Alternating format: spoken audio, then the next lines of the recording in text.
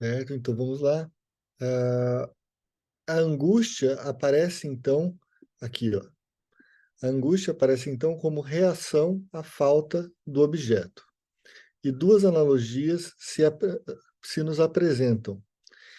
Então, que também o medo da castração tem por conteúdo a separação de um objeto bastante estimado, e que a angústia mais primordial, o medo primevo, origina-se da separação da mãe.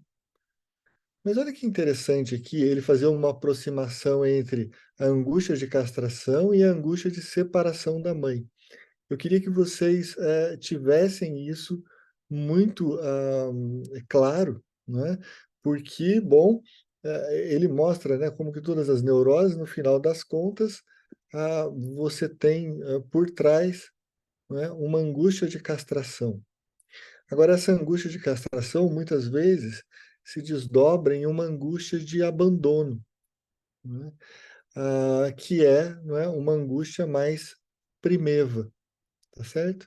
Então, também demonstra como que, de certa forma, a separação da mãe e do bebê é já um tipo de castração, né? A gente pensa muito na historinha do Freud, aquela coisa do imaginário, o pequeno Hans, porque o cavalo vai morder o pipi, aquela coisa.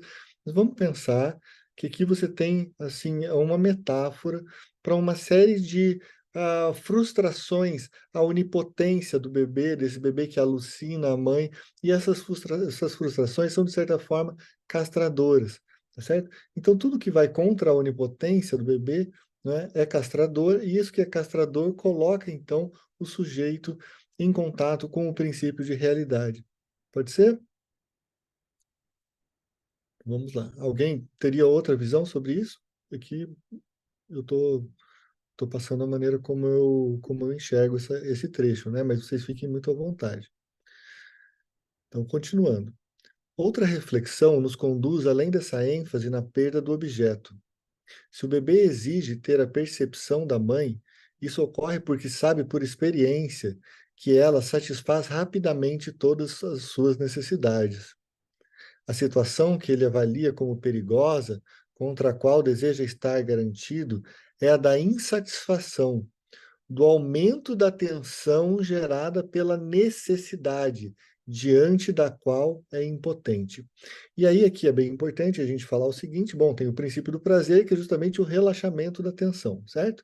Então, o medo vem contra o aumento da tensão. O aumento da tensão vem de algo do gênero da necessidade e não do desejo. Perceba que enquanto algo é da ordem da necessidade, não é? O bebê é completamente impotente. Ou mesmo nós, quando estamos presentes com algo que é da ordem da necessidade, somos completamente impotentes. A grande jogada, né, é quando você consegue transformar alguma coisa que é da ordem da necessidade para da ordem do desejo, né? Então, enfim, é só uma pontuação que eu faço aqui, para vocês guardarem aí, né? Vamos ficar muito esperto toda vez que aparecer em psicanálise, esse termo necessidade, tá certo? Porque quando você está falando em necessidade, você está falando de períodos arcaicos, não é? E aí você está falando de, bom, aquele bebê, não é? Que simplesmente depende completamente do ambiente, né? A, a, Quando o ambiente, então, fortalece, né, e permite que o bebê introjete esse objeto bom, ele vai conseguir, então, bom, eu estou falando assim numa linguagem mais winnicottiana, né, agora, então, ele vai poder, então, investir libidinalmente em objetos que estão exteriores, né? Ah, Acho que, considerado dessa maneira, tudo se ordena, né? Então, qual maneira, né? Que essa a situação que ele avalia como perigosa, contra a qual deseja estar garantido, é a da insatisfação, do aumento da tensão gerada pela necessidade diante da qual é impotente, ok? Então, aí, com isso, tudo se ordena. A situação de insatisfação em que magnitudes de estímulo alcançam nível desprazeroso, não sendo controladas mediante utilização psíquica e descarga, deve ser análoga à vivência do nascimento para o bebê. Olha só, uma repetição da situação de perigo, né?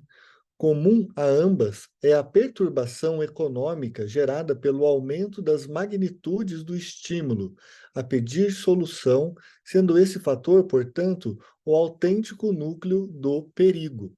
Bom, o perigo vem de onde? Vem de bom você não conseguir solução para aqueles estímulos, não é, que atingem o sujeito, certo? Então, bom, isso vai gerar o núcleo do perigo que o Freud compara com essa angústia do nascimento. Em ambos os casos, há a reação de angústia, que no bebê ainda se mostra adequada, pois a descarga via músculos respiratórios e vocais solicita a mãe, tal como antes incitou a atividade dos pulmões para afastar os estímulos internos. Não é preciso que o bebê tenha conservado de seu nascimento outra coisa além dessa forma de assinalar o perigo, né? Então, essa fórmula primeva, básica de assinalar o perigo, que é o quê? Chorar, gritar, certo? Gritar. Tendo-se constatado que um objeto externo apreensível pela percepção pode pôr fim à situação perigosa que lembra o nascimento, o teor do perigo se desloca da situação econômica para a sua condição, a perda do objeto. A falta da mãe torna-se o perigo. O perigo. Tão logo este surge, o bebê dá sinal de angústia, ainda antes que se instale a temida situação econômica. Essa transformação constitui um primeiro grande avanço no desvelo pela autoconservação e, ao mesmo tempo, compreende a transição do automático e involuntário ressurgimento da angústia para sua deliberada reprodução como sinal de perigo. Nos dois aspectos, como fenômeno automático e como sinal salvador, a angústia revela-se produto do desamparo psíquico do bebê, que é a contrapartida evidente de seu desamparo biológico. Tá? Aqui eu acho que fica muito claro o que o Freud está dizendo, né? Mas você tem um desamparo psíquico do bebê paralelamente ao desamparo biológico, né? A gente sabe que o filhote de ser humano é completamente desamparado, né? Não requer interpretação psicológica a notável coincidência de que tanto a angústia do nascimento como a angústia do bebê são determinadas pela separação da mãe. Ou seja, é como se aquela separação da mãe que fica longe, né, remetesse então a essa primeira separação, que é quando o bebê sai da mãe, né? Explica-se biologicamente de forma simples pelo fato de a mãe, que antes atendera todas as necessidades do feto mediante os mecanismos de seu corpo, prosseguir com esta função também após o nascimento, em parte com outros meios. Há bem mais continuidade entre vida intrauterina e primeira infância do que nos faz crer a notável ruptura do ato do nascimento. Ou seja, a mãe, mesmo que de uma forma artificial, tenta recriar, não é, os cuidados que ela fazia biologicamente quando o bebê estava no interior da barriga dela. Vamos lá.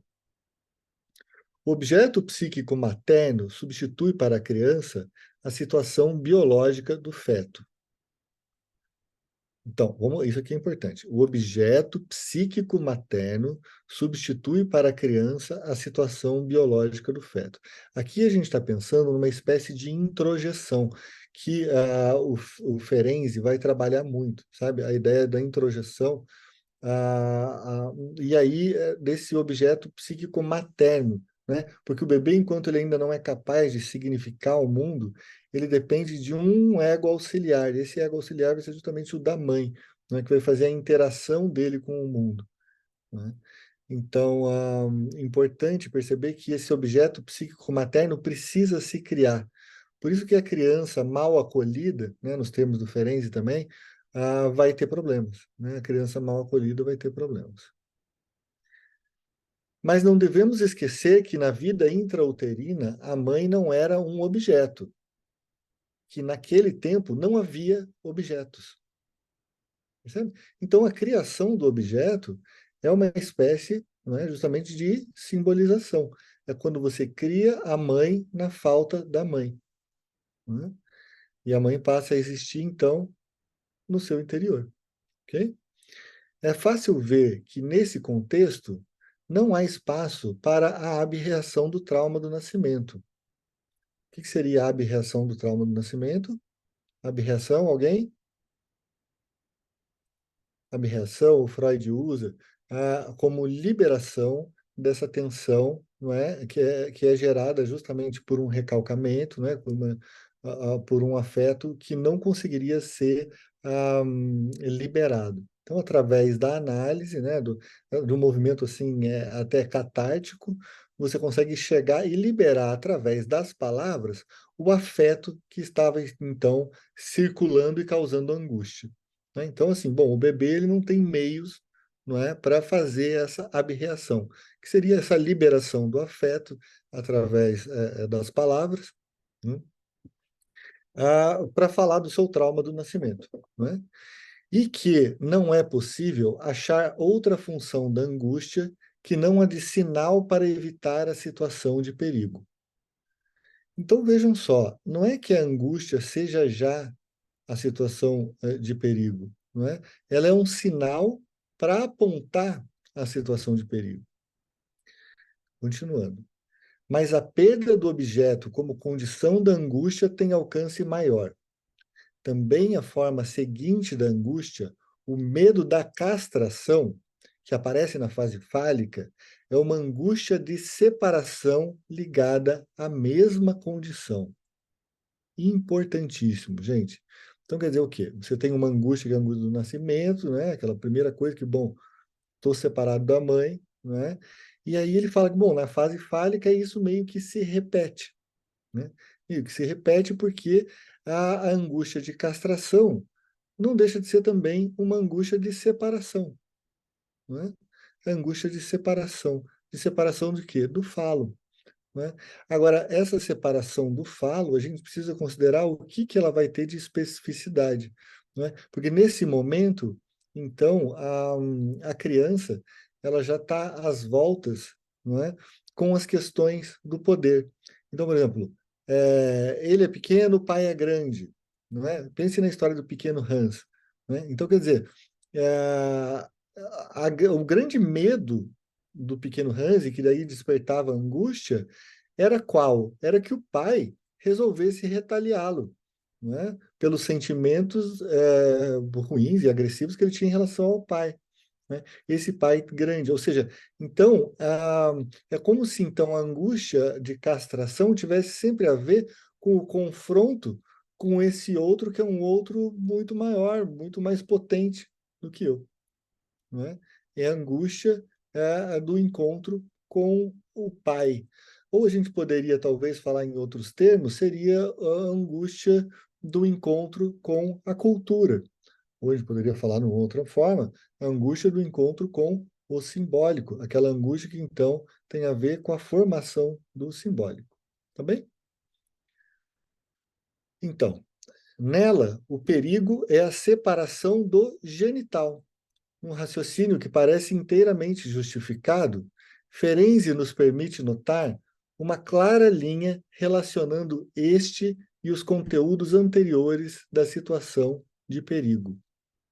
Olha que interessante, né? Ele aqui ainda está sendo o brother do Ferenczi. Depois que eles começam a... Quem cria a treta com o Ferenczi mesmo são alguns puxa-saco do Freud lá que começam a envenenar, né? Mas eles eram muito amigos, né? Inclusive eles viajaram juntos. Imagine a viagem do Freud, o Jung, o Ferenczi, toda uma galera que depois foi se separando, eles no navio, né, indo para os Estados Unidos para levar a psicanálise. Olha que coisa bacana, né? Imagina estar nesse navio e trocar uma ideia com essas figuras aí. Dava saber alemão, né? Então, a alta apreciação narcísica do pênis pode alegar que a posse desse órgão envolve a garantia de uma reunificação com a mãe. Olha lá que coisa importante. Então, a alta apreciação narcísica do pênis pode alegar que a posse desse órgão envolve a garantia de uma reunificação com a mãe, né? A substituta da mãe, no ato do coito. A subtração desse membro equivale a uma nova separação da mãe. Significa, portanto, ser abandonado, desprotegido a uma atenção desprazerosa, gerada pela necessidade, como no nascimento. Aqui, gente, ele está meio que resumindo uma teoria importantíssima numa frase. Eu só vou chegar até o final aqui do parágrafo para a gente comentar, tá certo? Então vamos lá. Mas a necessidade do que se teme, de que se teme a intensificação é agora especializada da libido genital. Não é mais geral, como no período da primeira infância. Acrescento que a fantasia do retorno ao útero materno é o sucedâneo do coito para o homem impotente, inibido pela ameaça de castração. Pode-se dizer, seguindo Ferenczi, que esse indivíduo que pretendeu fazer-se representar por seu órgão genital para retornar ao útero materno, agora substitui regressivamente o órgão por toda a sua pessoa. Olha que coisa interessante que ele está falando. Ou seja, aqui tem uma questão fundamental que ele está falando assim, olha só, por que a castração é essa questão assim tão importante para o Freud? Será que realmente, assim, é porque o menino vai perder o pipi? Não é? Será que essa questão... porque daí a menina já nasce castrada, nesse sentido. Fala, bom, o que ele está dando, assim, e aí é uma confusão geral, né, do Freud, eu até acho que ele realmente usa... ele faz as coisas de uma forma confusa quando fala dos genitais, né? Mas por que ele está pensando no genital? Porque ele está pensando que há uma organização fálica do desejo. Enquanto que anteriormente o bebê estava naquele... aquele perverso polimorfo, né? Então, as pulsões vinham de todas as partes do corpinho do bebê e tal. Chega um momento que ele fala: não, o central disso aqui está no falo. E porque está no falo, o falo organiza então o meu desejo. O meu desejo, em tese, seria o de retorno ao útero materno, o que se dá com o pensamento não, com o desejo do incesto, não é? Então, justamente o que se deseja é o retorno ao útero materno através do incesto. Só que o problema é que o que justamente acontece é a castração. A castração simbólica, né, é essa introdução do pai, não é? E aí o pai é como o pai já é a castração, o nome do pai já é a castração. No momento em que existe o pai, o bebê já está castrado. Agora o pai, como eu falei para vocês, pode chamar de cultura, pode chamar de simbólico, não é? E aí você entende então que esse bebê percebe, bom, não dá para eu voltar para o útero da mãe dessa forma. Agora, se a gente metaforizar um pouquinho isso, qual é a questão de voltar para o útero da mãe? É voltar para uma situação, não é, de cuidado, para uma situação de simbiose, para uma situação de perfeição imaginária, não é? Que na verdade nunca existiu, mas que é fantasiada pela criança castrada porque então impedida, não é, de retornar ao útero materno. Hum? Pegam isso, gente? Eu não sei se vocês estão habituados assim com criança pequena, mas aquela criança que ela abraça a barriga da mãe, e ela parece que ela quer entrar na barriga da mãe de novo, né? Só que aí quando ela já está maiorzinha, né? Então isso assim tem a ver com esse estado que evita o desamparo, né? Então, o que o Freud está dizendo que eu acho mais importante aqui é que a angústia de castração, em última instância, seria também uma certa angústia de desamparo, porque a partir do momento em que o ser é castrado, não quer dizer simplesmente que ele não vai poder ter aquele orgasmo cósmico e tudo mais que seria o fruto do incesto. Não, ele está falando que, bom, ele vai garantir uma posição no mundo no qual ele consegue obter, não é, o cuidado materno. né? Então, o ser castrado, ele é um ser que tem que, então, negociar com o mundo. Ele é um ser que ele já não sabe mais o que a mãe quer e ele precisa descobrir. Ele precisa entrar na cultura justamente para saber o que esse outro quer dele. Também? Esse outro agora é a mãe, porque a mãe passa justamente a ser um outro. Também? Continuando. Alguém tem alguma dúvida, gente? Mas está ficando claro? Assim, eu estou muito bagunçado. Falei assim.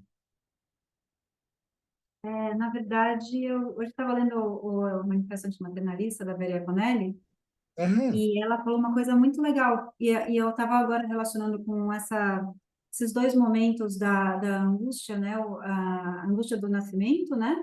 E depois uhum, a angústia da castração.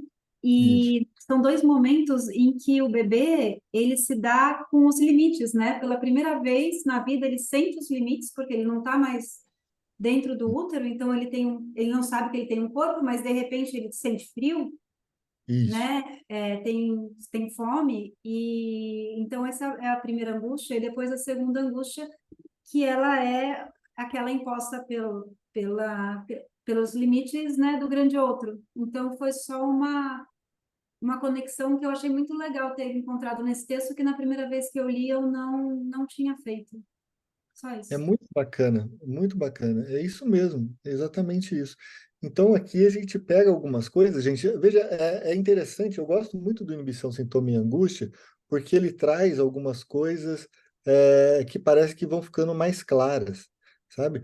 Em geral, quando as pessoas explicam Freud, e aí eles pegam lá de trás, parece que fica uma coisa muito imaginarizada, sabe? Uma coisa que parece que até a gente não entende às vezes no começo, porque fala, nossa, mas que coisa meio bobinha, porque, né? Por que que a menina daí vai ser diferente? Então, mas aqui a gente começa a pensar assim, bom, tem algo a ver com a separação da mãe. Bom, a separação da mãe aí eu acho que a gente não precisa fazer nenhuma distinção em relação ao genital, percebe? O que tem a ver, sim, é que nessa fase você vai ter uma escolha de objeto. Entende? E daí, bom, aí eu acho que convém a gente até passar para outros autores, inclusive para o Lacan, né, no Seminário 5 talvez, que, bom, ele vai mostrar isso, não é? O Édipo, inclusive, né? Em três tempos, né? Deixa eu ver, Seminário 5. É o Seminário 5 sim. Então, bom, mas aí é outra aula. Fala, Fábio. Oba. Não, e para lembrar, o Marcos aqui na conversa como é que chama? Oh, meu Deus do céu, o nome disso daqui. Do texto aqui escrito na conversa aqui. É porque acho que ele tem problema no microfone, né? Então, para lembrar que ele colocou duas mensagens aqui, né? O Marcos de Almeida, né? Ah, Que ele, colocou, levaram a peste, né? Falam isso. Há quem diga que isso nunca foi dito pelo Freud, né? Mas essa viagem deles para os Estados Unidos, né? O Freud teria dito: mal sabem eles que nós estamos levando a peste, né? Essa peste aí da qual nós estamos aqui infectados. Então, né, a psicanálise indo para os Estados Unidos. E aí, gente, para os que são aqui, os que estão aqui no grupo que são muito iniciantes, e nem para os que não são muito iniciantes, mas para todo mundo, tem uma conferência muito bacana do Freud nos Estados Unidos, que é os Cinco Lições sobre Psicanálise. Então, busquem esse texto, né? É um texto muito claro, muito bom e mais simples do Freud, e muito útil, não é? Que, Então, aliás, que, aliás, é a transcrição das palestras que ele deu na Universidade de Clark, quando visitou os Estados exato. Unidos. Perfeitamente, perfeitamente. Então, é justamente. Eu fico pensando, né, nessa viagem, né? Puta, que coisa interessante. Imagine eles contando os sonhos dele, um para o outro ali, no navio. Aquilo que levava, o quê? Acho que uma semana, 2 semanas de viagem, né? Então, foi um tempinho que eles passaram ali.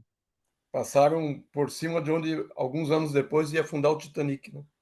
Pois é. Fundou o Titanic, mas não afundou a psicanálise ainda, né? não que alguns não tentem, né? Mas não afundou. Não tem. É, Mas É pelos verdade, é esforços, né? verdade. aqui a gente A tenta gente não manter. deixa. É. Deixa, a gente não deixa. Temos aí Como é que é o nome dos textos, Eduardo? Você falou do Freud? 5 lições sobre psicanálise. Normalmente é o texto que os professores usam para começar a psicanálise na faculdade, assim, sabe? Devo ter Começar lido, a mas não lembro. Qual ano, professor? Oi? De O qual ano. ano? Puta, merda, realmente eu não vou lembrar. Mas, cara, digitem no Google, porque pô, é um texto muito clássico do Freud, com certeza tem um PDF fácil, sabe? E aí já vai aparecer, se você tem a coleção completa, já vai aparecer o ano. Realmente eu não sei mesmo.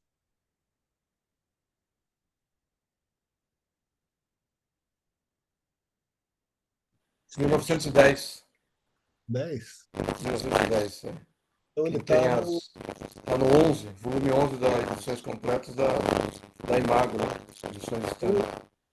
Isso. Então, é, ele tá no. Junto com o Homem dos Ratos. Seria isso? Com esse volume do Homem dos Ratos, da Companhia das Letras. É, Mas eu tenho o standard, aquela antigona, mas está no 11 e tem o uma Homem dos forma. Ratos. Homem dos Ratos é nota sobre o caso de neurose obsessiva. Isso. Então, não, aí está no volume 10, né, na minha edição. Mas é ali, é o mesmo período. Esse texto que você falou é de 1909, né? O Análise da Marcos, FUBID, 5 anos. Só para avisar que você Marcos, está possuído pelo Darth Vader na sua voz, é, viu? o seu microfone está estourado, então a É, gente. Ah, dá tá. des- E, desculpa, o e- meu não está funcionando. Estou falando aqui, então. Fica quietinho aqui, peraí, desculpa. mas depois escreve no chat aí, alguém depois me fala, né? Então aqui acho que teve mais uma, né? Aqui, ó, 1909 eu acho, 2010, então já li a dinâmica da transferência quando me apaixonei pela psicologia, né? Pela psicóloga a gente se apaixona também às vezes. Mas enfim, não acho que seja o caso, né? Às vezes a transferência é forte, né? E tal. Enfim, atos falhos da escrita. Ou do corretor ortográfico, né, cara? Porque aí a gente não sabe, o corretor ortográfico é um ato falho ou não é? Tem um vídeo do Dunker falando sobre isso também. E é muito bacana, Ou, né? Porque ou pelo quando- kkk que vem depois, não foi ato falho. A pessoa ah lá, foi pela minha psicóloga. A pessoa apaixonou, Ah, a transferência pegou mesmo. então, maravilha. Nossa, Então, olha só. beleza. É, é. Porque já li a dinâmica da transferência quando me apaixonei pela psicóloga. Ah, perfeito, perfeito. Acontece. É raro, mas acontece muito, né? Como se diz. Ou credo, que delícia, né? Né? É. Eu estou escrevendo um livro que chama Credo que Delícia, né? Que é o Ah, explicar sério? psicanálise é o meu Putz. livro assim, de psicanálise pop. Então, Ó, seguindo, né, esse movimento aí de democratização da psicanálise também, né? Vamos falar eu acho que o credo que delícia é uma expressão popular que resume muito legal. tão bem a neurose, não é? Porque é aquela coisa assim, do sentimento recalcado, mas que no fundo é justamente aquilo que, enfim, é o caminho que está sendo buscado, né? E aí, bom, com o mecanismo do recalque, isso se torna complicado. É claro que eu não vou falar com essas palavras no livro Credo que Delícia, porque eu quero que os adolescentes leiam esse livro, entende? Eu estou escrevendo esse livro para os adolescentes, porque eu tenho filho adolescente, então a minha pira é escrever para ela, né? Eu já escrevi livro para elas outras vezes, e aí agora eu estou fazendo esse para explicar a psicanálise. Acho que vai ser bacana, mas ainda está em andamento. Não terminei o livro. Quando terminar, eu, enfim, disponibilizo para vocês aí. Fala, Carlos.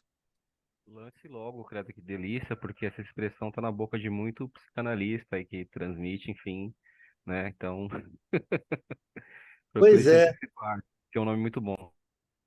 pois é. Tomara que. Não, mas se eles publicarem o Credo que Delícia, eu coloco Deus me livre, mas quem me dera. Então,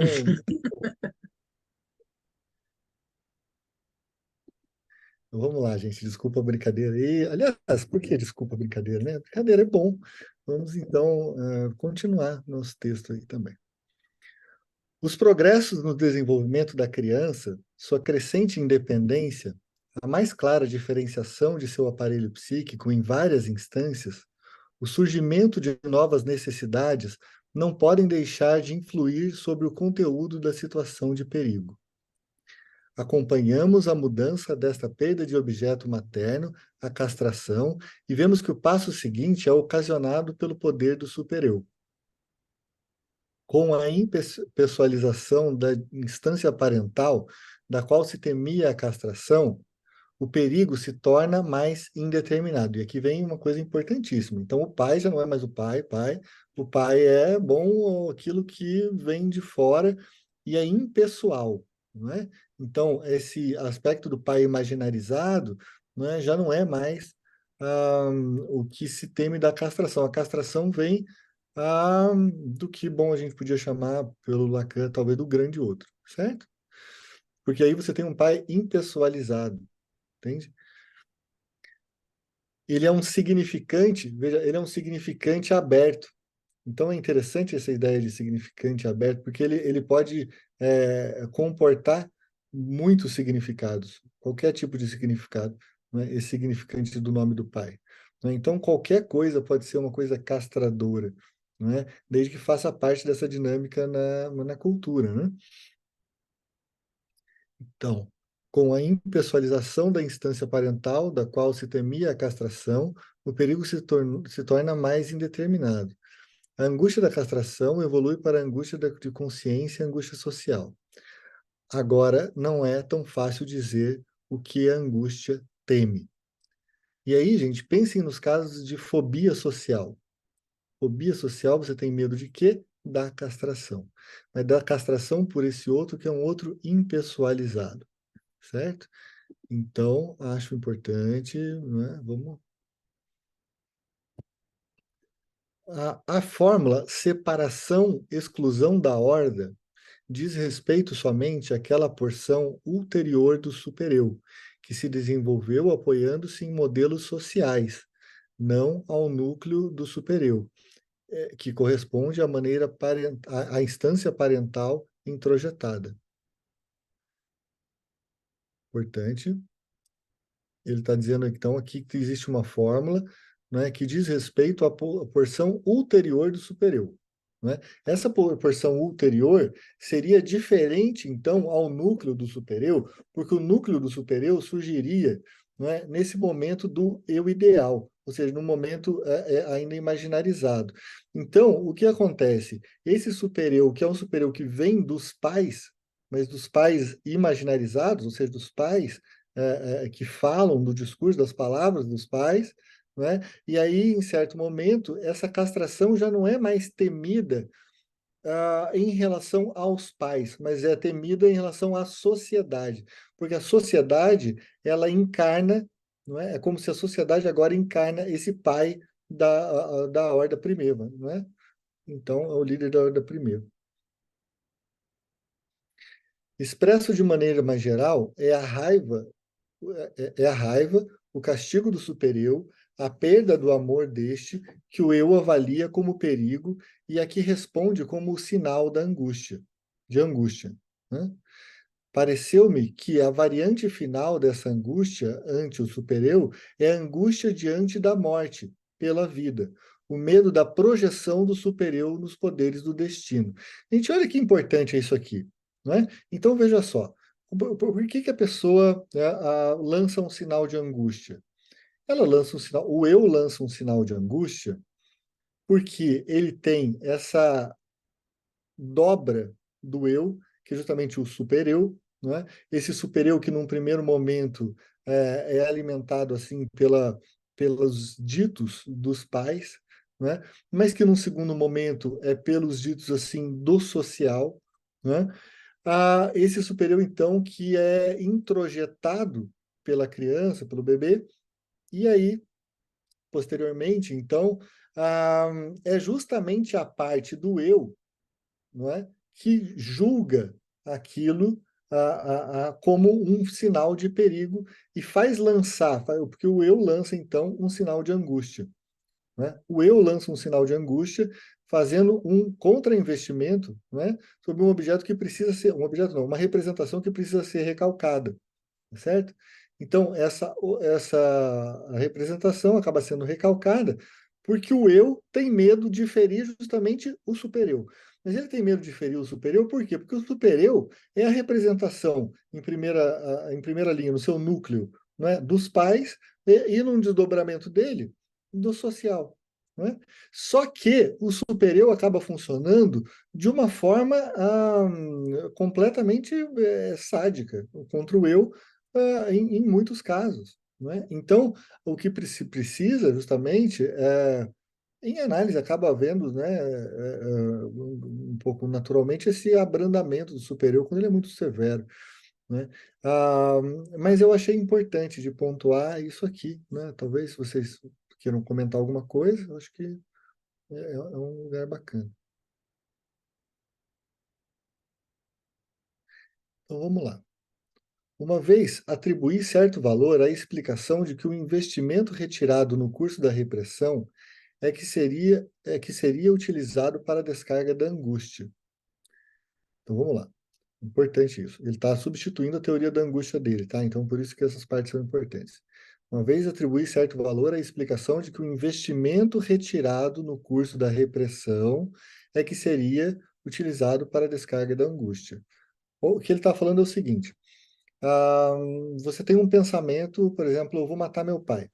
Esse pensamento vai despertar no superior uma ideia de, como você é idiota, mal, e como é que você pensa uma coisa dessa? Recalca. Aí o eu, então, nossa, eu estou super imaginarizando e fantasiando aqui uma historinha, né, gente? Mas vamos lá. Recalca isso daí. O eu, então, lançaria um sinal de angústia, mas a ideia é que, com o recalque, você faria com que o aspecto da representação e o do afeto, porque as duas coisas andam junto. Você tem uma representação e você tem um afeto que anima essa representação. Então, por exemplo, a ideia da mãe e o afeto ligado à ideia da mãe. A ideia da palavra que você fala e aquele conteúdo, não é? Afetivo, justamente, ou energético, talvez, mas é ruim falar energético, enfim, é afetivo mesmo, que é separado, não é, da representação. Então, a representação matar o pai, não é? Ela é recalcada e o afeto é liberado. Gente, o que acontece com o afeto liberado no inconsciente? O afeto liberado no inconsciente é um problemão, porque ele aumenta a tensão do psiquismo. E aí, o Freud, na primeira teoria da angústia, pensava que justamente essa energia liberada no psiquismo que geraria, então, a angústia, porque a angústia seria uma tentativa de você dar significação. A gente não falou que a angústia era um medo sem objeto? Então, é como se a gente pensasse, então, que a angústia seria uma tentativa energética de se conectar a alguma representação, ou seja, de fazer sentido, porque a falta de sentido é extremamente complicada pela organização psíquica, ou para a organização psíquica. Entendem? É como se a gente estivesse no nosso inconsciente o tempo inteiro buscando conectar as nossas cadeias de sentido. Só que quando você tem energia livre, essa energia livre vai causar vai causar angústia, tá bem? Então essa era a primeira teoria da angústia. Qual que é a segunda teoria que a gente está vendo aqui no inibição do sintoma e angústia? Que o supereu vai mandar o eu mandar um sinal de angústia para dizer isso precisa ser recalcado, certo? E aí então a angústia vai gerar o recalque. Não é o recalque que vai gerar a angústia, tá bem? Entenderam ou não?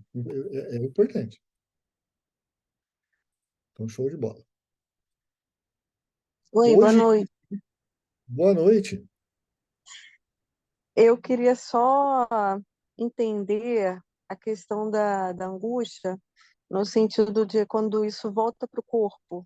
Assim, se for possível, né? Porque você falou em dois momentos aí eu fiquei pensando aqui sobre isso, né? Sobre o afeto liberado e tal, psiquismo, e eu fiquei pensando nessa questão do corpo, né? se Claro. isso tem a ver, enfim, se você puder falar alguma coisa sobre isso, agradeço. Sem dúvidas, né? Eu acho que aí esses aspectos psicossomáticos. Bom, a gente precisa, pode começar pela histeria, né? Aquela ideia da conversão somática. Então, da conversão histérica, que se trataria do quê? De um dos mecanismos de você lidar com a angústia de castração. Então, por exemplo, você tem uma angústia que é a da fobia, e, aliás, uma angústia que tem um mecanismo da fobia, que você faz o quê? Transforma aquilo que é angustiante em algo do exterior. Então, por exemplo, você pode ficar com angústia relacionada, e aí a angústia, quando é relacionada a um objeto, aí ela passa a se chamar medo, não é? Então, você vai ter um medo ou uma fobia, não é? Por exemplo, do cavalo, como no caso do pequeno Hans. Mas pode ser do rato, né? A gente conhece tantas fobias por aí. Pode ser uma coisa assim mais abstrata, né? Como, sei lá, claustrofobia, agorafobia, são coisas assim que tem a ver com essa transferência, esse deslocamento do objeto angustiante para o mundo externo, certo? Você pode ter uma outra maneira que você vai transferir para o próprio pensamento, né? E aí você vai ter os casos da neurose obsessiva. E aí, na sua pergunta, é quando você transfere essa questão angustiante para significantes do corpo. Percebe? Então, tem aí sim a ligação de uma cadeia de sentido, mas essa cadeia de sentido se liga no psiquessoma, não é? Para a gente ligar, juntar as duas coisas, a uma parte do corpo. Isso pode causar, talvez, uma paralisia, por exemplo. Então, o objeto angustiante, quando confrontado, pode causar uma paralisia. Por exemplo, uma mulher pode ter, né, vamos imaginar uma mulher com um quadro assim, histérico, né? Ela chega e, de repente, ela, quando se vê na proximidade daquele homem que a atrai, mas que é proibido, então aquilo dá notícias justamente da sua castração e libera um sentimento angustiante vindo do superior, mas aí atacado pelo eu, não é? E aí aquilo ali vai ser recalcado. Esse recalque, não é? A gente tem que ter a ideia do retorno do recalcado, que vai surgir em sintomas que vão ser diferentes, né? Coisa. Então, o retorno do recalcado pode vir numa conversão somática, sabe? Que é quando você transforma numa paralisia, por exemplo, a, paralisia das pernas, porque daí eu não posso andar até aquele homem e daí eu estou segura, sabe? Então, é muito interessante e muito complicado como é que isso se dá, não é? Mas eu sugeriria para vocês o livro da Joyce McDougall, que chama Os Teatros do Corpo. Os Teatros do Corpo. É muito bonito, muito interessante, e a Joyce McDougall é uma escritora incrível que eu acho que vocês todos vão gostar. Tá bem? Então vamos lá.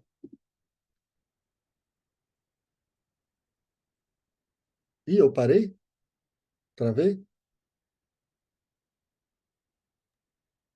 Não, tá tudo certo. Algumas Tá tudo pessoas, certo, tá pegando. algumas pessoas reclamaram de estar sem som, mas eu não sei se é uma questão técnica delas. Eu estou ouvindo bem, muitos estão ouvindo bem aí, né? Eu Sim, acho que até sim. agora não travou em Não, tá nenhum momento. normal. Aqui tá tudo ótimo por enquanto. Para É, mim também tá normal. Joia, beleza. joia. Vamos continuando aí que, enfim, vocês estão vendo que essa parte é uma parte mais longa, né? Mas como ela é muito importante, não tem como a gente passar rapidão por ela, né? Vamos pegar aquilo que é, enfim. E o Freud faz isso, né, cara? Às vezes ele coloca no final dos textos dele as coisas mais importantes, enfim, que nem no Eu e o Isso, que é o último capítulo do Eu e o Isso, que é lindo, né? Enfim, e o começo é um saco. Mas vamos ver se é um saco, porque eu achava esse texto que é um saco também, e lendo com vocês parece ótimo. Então, é isso. Uma vez atribuí certo valor à explicação de que o investimento retirado no curso da repressão, bom, eu já li essa parte. A diferença está em que antes eu acreditava que o medo sempre surgia automaticamente por um processo econômico, enquanto a atual concepção da angústia como um sinal emitido pelo eu para influir sobre a instância prazer-desprazer nos torna independente dessa coação econômica. Ou seja, já não seria por um excesso de energia desligada, não é? Que surgiria então a angústia, mas sim por um sinal do eu, né? Naturalmente, não há o que dizer contra a suposição de que o eu utiliza para despertar o afeto precisamente a energia liberada ao ser retirada no curso da repressão. Ou seja, ele não joga fora a primeira teoria dele. Ele só fala o seguinte, olha, o eu ele justamente usa essa energia liberada, não é, para promover o recalque. Então, o recalque faz com que se surja mais energia, mas não é essa energia liberada que vai provocar uma angústia. O que vai provocar angústia é o eu, não é, que vai lançar sobre aquela coisa proibida e vai provocar um recalque. Só que o recalque vai promover de novo aquilo que eu falei para vocês, a separação do afeto e da representação, o que vai gerar mais energia liberada. Ou seja, entende? Mas aí ele já não está mais falando do aspecto econômico como gerador de angústia, porque o aspecto econômico iria justamente evidenciar o quê? Que quanto mais a energia liberada, mais angústia. Né?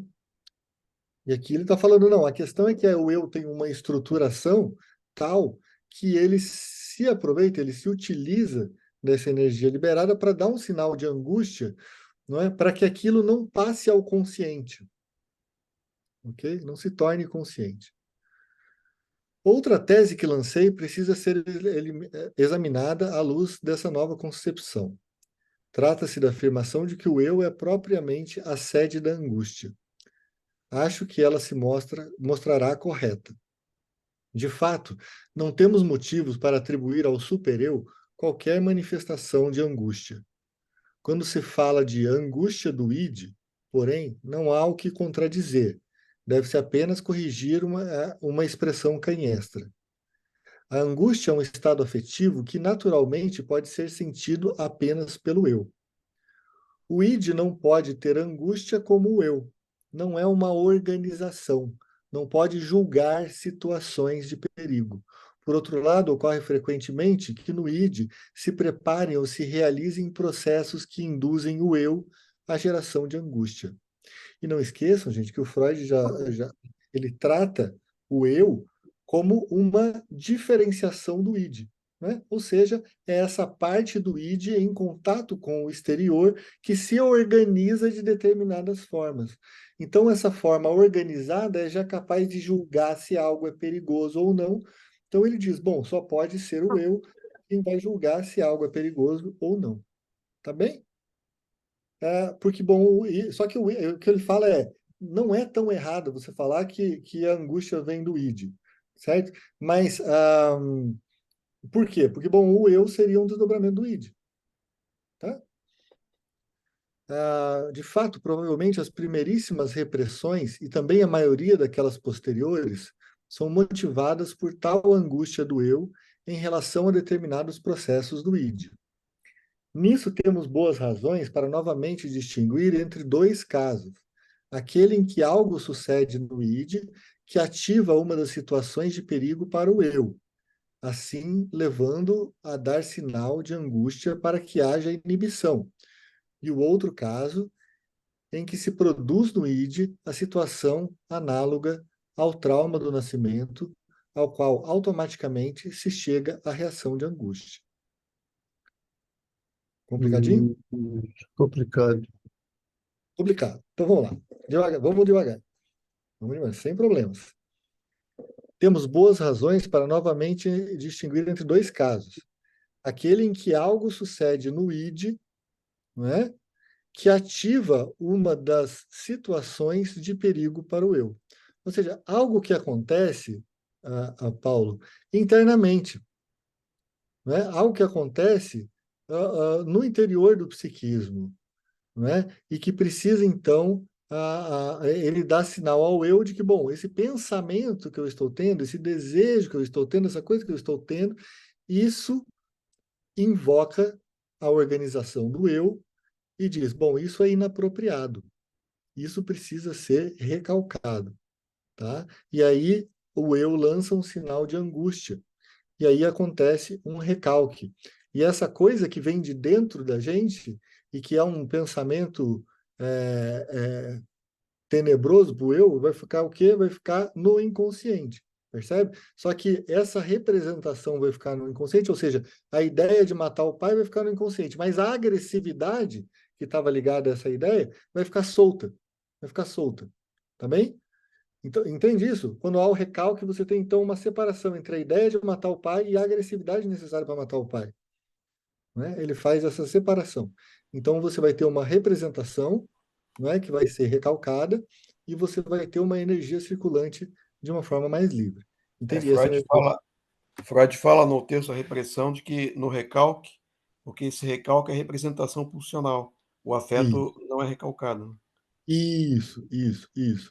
O afeto ele não é recalcado, mas pelo fato de ele não estar ligado a nenhuma outra representação, isso gera angústia, porque o nosso psiquismo, quando tem algo que não está conectado a representações, a gente tem um sentimento justamente de não conhecer. Só que esse não conhecer é como o bebê que está no escuro, entende? Ele não consegue fazer sentido no mundo, entende? E isso dá um sinal, isso gera justamente isso é angustiante, né? E aí a angústia fica buscando o quê? No final das contas, ela está buscando representações. Ela quer sair do buraco negro, ela quer encontrar algo no mundo que ela possa se agarrar, né? E aí, por exemplo, isso acontece bem na fobia. Né? Na fobia, você então encontra um objeto para você ligar o seu mecanismo de angústia.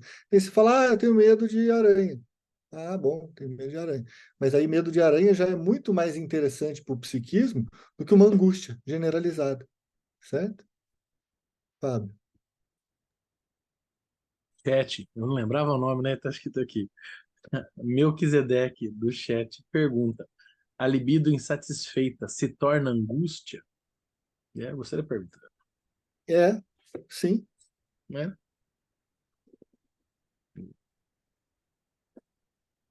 Sim, justamente. Não é que. Bom, ela pode se tornar várias coisas. Né? Desprazer, talvez, né, Eduardo? Desprazer da atenção crescente que a libido insatisfeita. E aí, Isso, pensando lá em perfeito. dois fundamentos, né? Ela cria Justamente. uma tensão no aparelho psíquico, a libido insatisfeita, que é tida como desprazer, né? Não sei se dá Exatamente. para lacrar angústia, mas desprazer com certeza. É que eu não ia falar, eu estava pegando ela insatisfeita, essa questão da libido insatisfeita, eu fiquei pensando assim, como uma libido recalcada. Mas o fato de ser insatisfeita não necessariamente quer dizer recalcada, né? Pode ser ela transformada em outros destinos da pulsão. Então, Verdade. pode falar, mas eu não estou conseguindo ler seu nome, porque ficou meio... Melquisedeque. Melquisedeque. Não, o próximo Melquisedeque. foco só Melk, é o meu apelido. Eu estava pensando que, por exemplo, nos três ensaios o Freud fala que a vida insatisfeita ela se torna angústia. Eu não sei se é nos três ensaios, hein? Eu posso ter me confundido, posso estar viajando. Pode ser. Mas, por exemplo, se eu estou muito agressivo, eu quero muito tem alguém e eu não bato nessa pessoa, eu percebo que eu fico meio angustiado, meio triste, meio ansioso. Isso se enquadra nessa frase que eu citei? É, aí vai depender, sabe? É um Eu exemplo, tá, diria, galera? Não quer dizer. claro. Veja, Oi. eu diria que um texto interessante para pensar isso justamente é as pulsões e seus destinos, certo? Por quê? Porque no texto das pulsões e seus destinos, você vai pensar em várias destinações que essa pulsão pode ter. Não é? Pode ser um retorno contra o eu. Então, por exemplo, eu não posso bater nessa pessoa, mas daí eu me identifico com essa pessoa e agrido a mim mesmo, porque isso, enfim, acaba sendo mais simples para o psiquismo. Então, às vezes, um estado depressivo é justamente esse estado de agressividade contra um outro que você não pode ter, e aí, porque você não pode ter, e você tem uma identificação com esse outro, que existe aí uma ambivalência, você vai retornar contra o eu. Né? Ou você pode ter alguma coisa como uma formação reativa. Você tem vários mecanismos de defesa do eu, né? E aí você tem inclusive a possibilidade da sublimação. Né? A sublimação seria bom, então você não pode bater nas pessoas, mas você transforma em outra coisa. Você transforma, por exemplo, num jogo de futebol.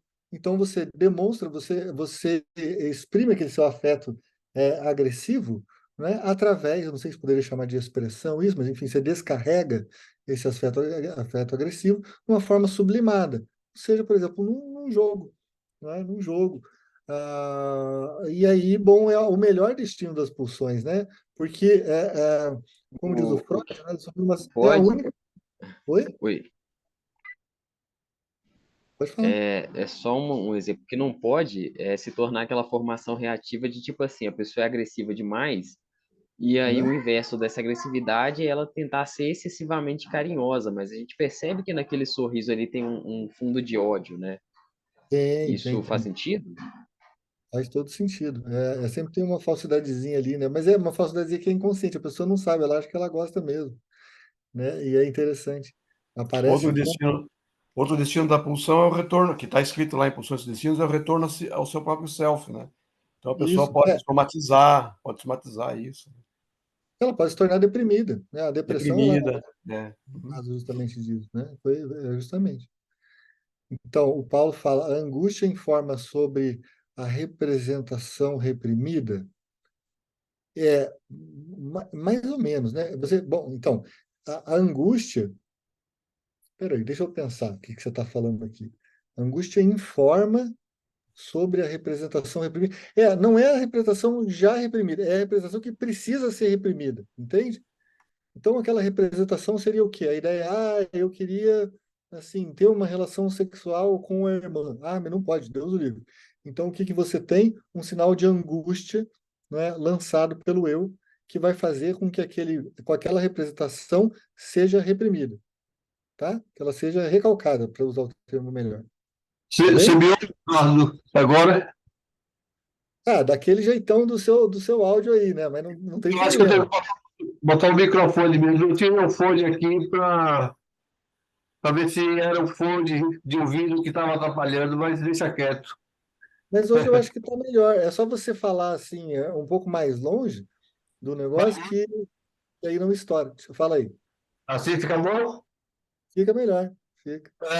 Não, por exemplo, você está angustiado, aí alguma coisa pode lhe remeter ao reprimido, tipo um sonho, ou um pensamento, ou um cisto, ou qualquer tipo de significante que possa aparecer para informar que aquela angústia está relacionada ao reprimido.